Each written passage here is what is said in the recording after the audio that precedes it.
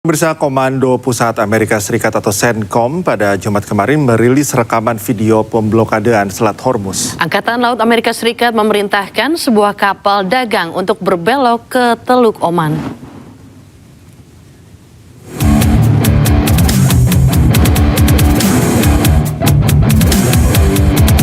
Sejak Senin kemarin, Amerika Serikat memberlakukan blokade angkatan laut di Selat Hormuz untuk menekan Iran menyetujui persyaratan mereka di meja perundingan. Pemblokadean angkatan laut Amerika Serikat menargetkan kapal-kapal yang masuk atau keluar dari pelabuhan Iran. Seperti dalam video yang dirilis, AS memerintahkan sebuah kapal dagang di Selat Hormuz untuk berbelok ke Teluk Oman. Amerika Serikat memblokade Selat Hormuz untuk membatasi ekspor minyak Iran. Aksi Amerika Serikat ini pun memicu ketidakstabilan di pasar energi global dan meningkatnya ketegangan di kawasan Teluk.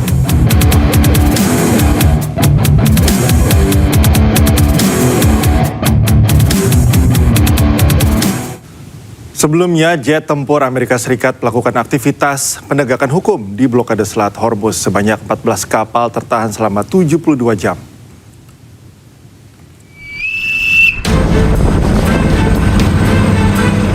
Jet-jet Angkatan Laut diluncurkan dari kapal induk Amerika Serikat saat pasukan Amerika melanjutkan aktivitas penegakan hukum terkait blokade pelabuhan Iran.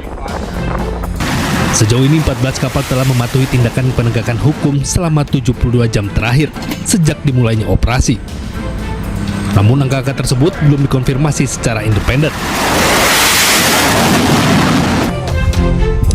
Rekaman yang diambil dari sisi Iran di Selat Hormuz menunjukkan sejumlah besar kapal tanker minyak dan kapal lainnya terhenti di tengah blokade Angkatan Laut AS yang sedang berlangsung di pelabuhan-pelabuhan Iran.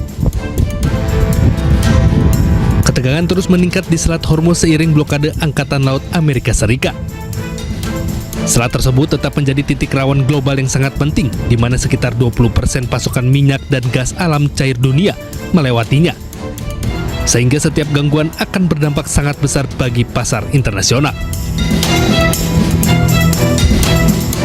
10 hari gencatan senjata Amerika Serikat Iran, jutaan warga Iran di berbagai wilayah tetap turun ke jalan setiap hari. Warga Iran mengaku siap mendukung apapun keputusan pemimpin tertinggi mereka, Mojtaba Khamenei.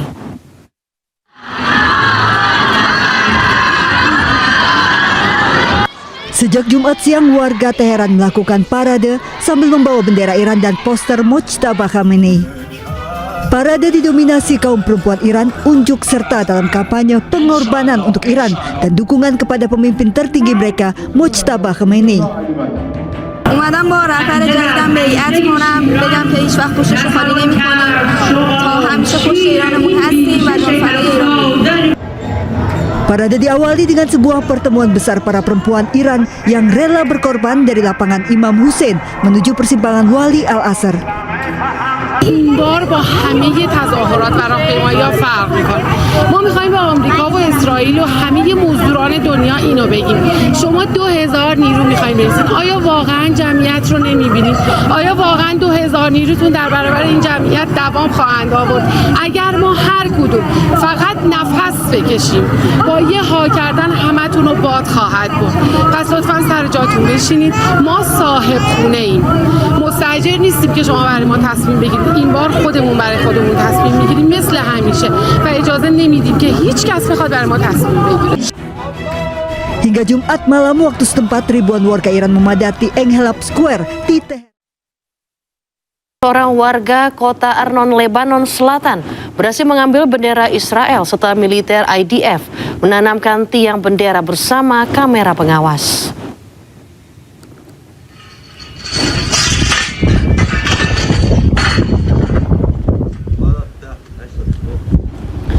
Aksi pemberani seorang warga Arnon terekam kamera amatir dan viral di media sosial. Bendera yang dipasang oleh sekelompok tentara Israel di atas bukit saat serangan darat dibuang oleh warga Arnon. Aksi ini menandai hari pertama gencatan senjata antara Israel dengan Lebanon.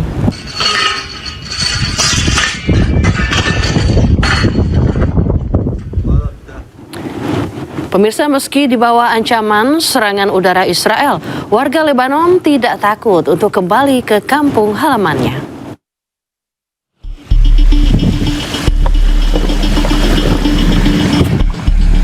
40 hari menunggu di pengungsian, ribuan warga Lebanon akhirnya bisa kembali ke kampung halamannya.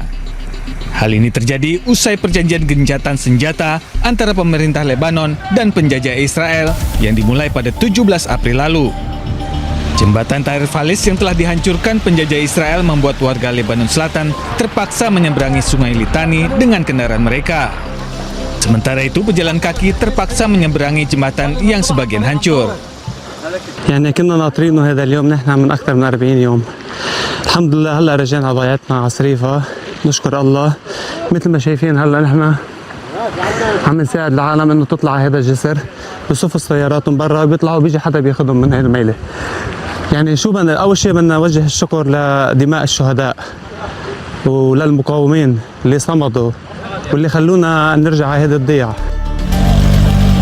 Menurut Badan Pengungsi PBB, lebih dari 1 juta orang terpaksa mengungsi sejak 2 Maret lalu akibat agresi militer Zionis Israel di Lebanon.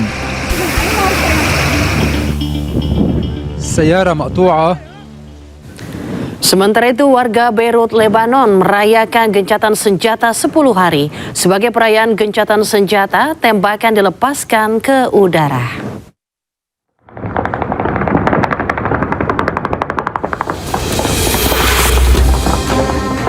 Tembakan terdengar di seluruh Beirut, Lebanon.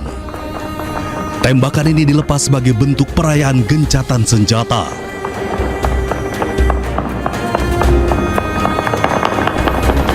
Warga melepaskan tembakan bertubi-tubi ke udara untuk merayakan dimulainya gencatan senjata.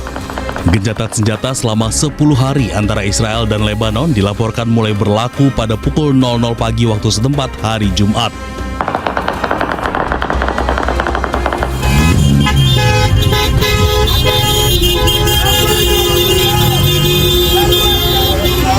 Lebih dari 1 juta warga Lebanon telah mengungsi selama perang berlangsung. Namun usai diberlakukan gencatan senjata 10 hari, warga Lebanon kembali ke rumahnya masing-masing. Tentara Lebanon memberikan imbauan untuk tidak terburu-buru kembali ke daerah masing-masing setelah gencatan senjata.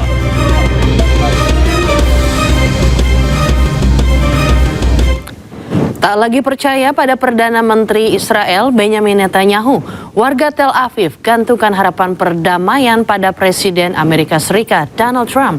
Sejumlah warga juga berharap Hizbullah dilibatkan dalam setiap perundingan perdamaian.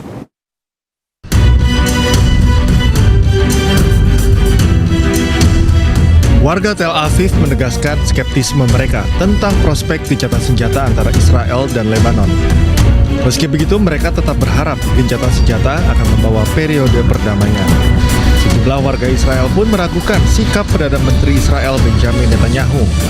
Mereka mempertanyakan komitmen Netanyahu dalam hal perdamaian di Timur Tengah. רוצה רצועת ביטחון, אבל עשינו את זה כבר, ניסינו את זה, לא בטוח שזה עבד. אפשר להאמין למשהו שביבי אמר? וגם אני לא יודעת מה יצא מזה, זה יותר חשוב מה טראמפ אמר.